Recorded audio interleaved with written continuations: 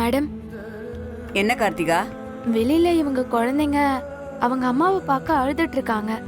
பார்த்தாலே ரொம்ப பாவமா இருக்கு மேடம். அதான் உங்ககிட்ட எப்படி கேட்கறதுன்னு தெரியல. ப்ளீஸ் மேடம், என் மேல கோவப்படாதீங்க. குழந்தைங்க அழுவுறத பார்க்கறதுக்கு ரொம்ப கஷ்டமா இருக்கு மேடம். அவங்க அம்மாவை பார்த்துட்டு போக நீங்க அலோவ் பண்ணீங்கன்னா குழந்தைங்க பார்த்துட்டு போயிடுவாங்க மேடம்.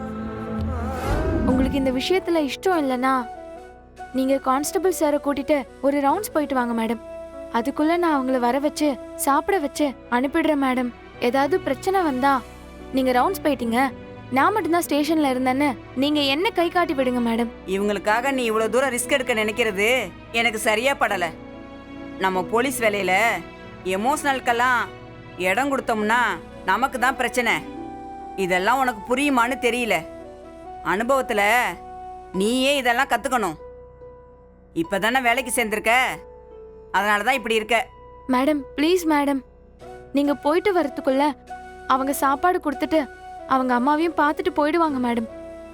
தயவு செஞ்சு இந்த உதவிய எனக்காக பண்ணுங்க மேடம்.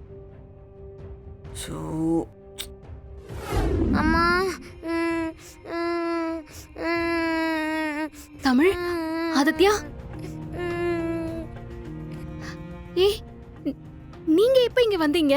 அம்மா, அப்பா உங்களுக்காக சாப்பாடு செஞ்சு எடுத்துட்டு வரப்ப அவருக்கு தெரியாம காரோட பின் சீட்ல ஏறி ஒழிஞ்சுக்கிட்டு இங்க வந்துட்டோமா. ஆதித்யா, இந்த மாதிரிலாம் பண்ணக்கூடாது. அப்பாவுக்கு தானே ரொம்ப கஷ்டம். நான் தான் சீக்கிரமா வந்துருவேன்னு சொல்றேன்ல. அப்புறம் எதுக்காக இந்த நைட் டைம்ல இப்படி அப்பாவுக்கு தெரியாம கார்ல வந்து அவரை சிரமப்படுத்துறீங்க? பாரதி, அதை விடுங்க. என் குழந்தைங்களை நான் பாத்துக்கிறேன். நீங்க முதல்ல சாப்பிடுங்க.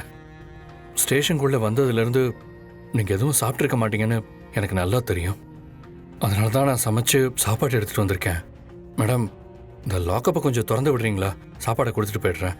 சாரி சார், இன்ஸ்பெக்டர் உங்களை உள்ள விட்டதே பெரிய விஷயம். நீங்க லாக்கப்பை திறக்க சொல்வீங்கன்னு தான் அவங்க சாவி எடுத்துட்டு போயிட்டாங்க. அப்படியே சாப்பாடு கொடுங்க சார், வேற வழி இல்லை சார். சார், டைம் ஆயிடுச்சு சார். இதுக்கு மேல நீங்க இங்க இருந்தா எனக்கு தான் பிரச்சனை வரும் சார். சீக்கிரமா கிளம்புங்க. சரிங்க.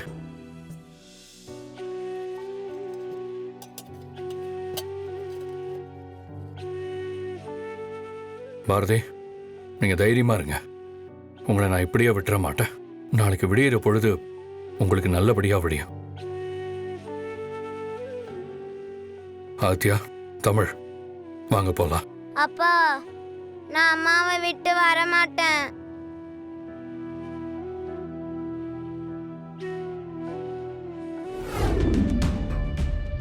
Good morning madam.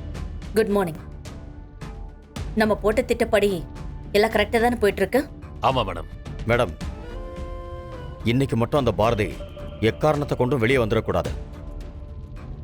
இன்னைக்கு இந்த கேஸை முடிச்சு பெர்மனண்டா அவளை ஜெயிலுக்கு அனுப்பி வச்சிடணும். அதை பத்தி எல்லாம் கவலைப்பட வேண்டிய அவசியம் இல்லை சுதாகர். நாம தான் நல்லா பக்காவா பிளான் பண்ணி அவளுக்கு எதிரான எல்லா ஆதாரத்தையும் போலீஸ்க்கு கிடைக்கிற மாதிரி பண்ணிருக்கோம்ல. இதுக்கு மேல யார் நினைச்சாலும் அவளை வெளியே கொண்டு வர முடியாது. இன்னைக்கு அந்த பாரதி ஜெயிலுக்கு போறது கன்ஃபார்ம். அவளுக்கு தண்டனை கொடுக்கிற அந்த கண்கொள்ளா காட்சியை பாக்குறதுக்கு தானே நம்ம இங்க வந்திருக்கோம். மேடம், பாரதி,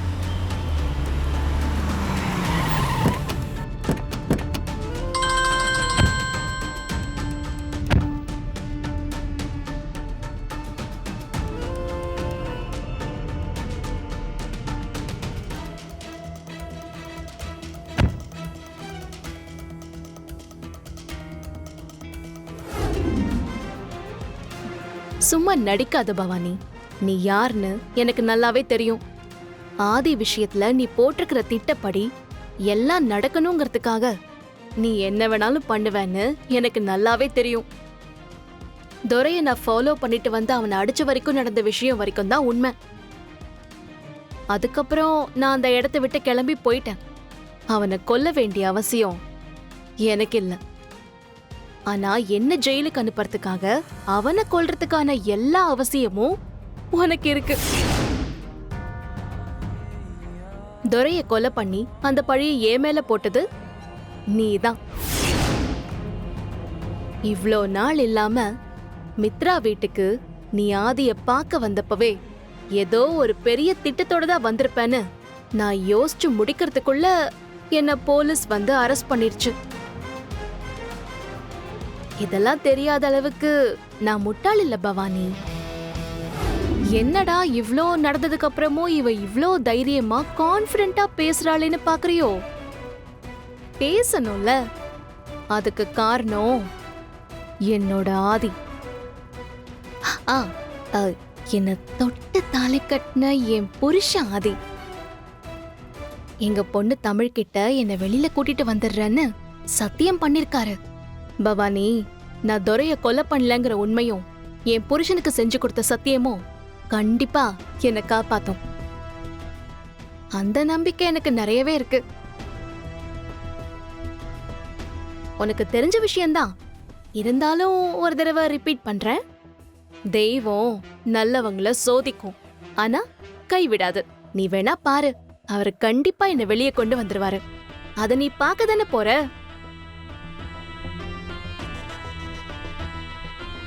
என்ன பேச்சே வராம அப்படியே வாயடைச்சு நிக்கிற? ஓ, என்ன பேசுறதுன்னு தெரியலையா? சரி, இப்ப நான் சொல்றது நல்லா கேட்டுக்கோ. இன்னைக்கு நான் வெளியே வர போறது கன்ஃபார்ம். அதுக்கப்புறம் இந்த பாரதி உங்களுக்குலாம் சங்கு ஊத போறாங்கிறதும் 100% கன்ஃபார்ம். அதனால கொஞ்சம் பார்த்து சூதானமா இருந்துக்கோங்க. வரட்டா? அம்மா, பாட்டி, நான் நல்லதா இருக்கேன் பாட்டி. அங்க போங்க, நீங்க போங்க. போங்க.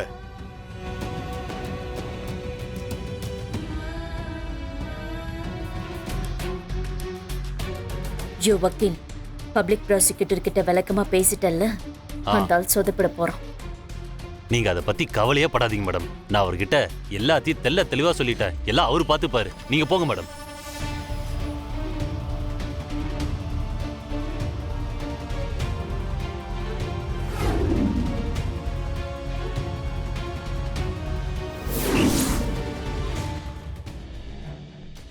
பப்ளிக் ப்ராசிக்யூட்டர், என்ன கேஸ்? இவங்க துரைங்கிறவரை கம்பியால அடிச்சு அப்புறம் கத்தியால குத்தி கொலை செஞ்சு பாடியை எரிச்சதா போலீஸ் இவங்களை கைது பண்ணியிருக்காங்க. இவங்க தான் துரையை கொலை பண்ணியிருக்காங்கன்னு தகுந்த ஆதாரத்தோட போலீஸ் கைது பண்ணியிருக்காங்க. பாரதி, உங்களுக்காக வாதாடுறதுக்கு வக்கீல் யாரும் இல்லையா? அப்படி இல்லைனா கோர்ட்டு சார்பா நாங்க ஒரு வக்கீலை ஏற்பாடு பண்ணி கொடுப்போம். என்னம்மா, எதுவுமே பேசாம நிக்கிறீங்க? Your honour,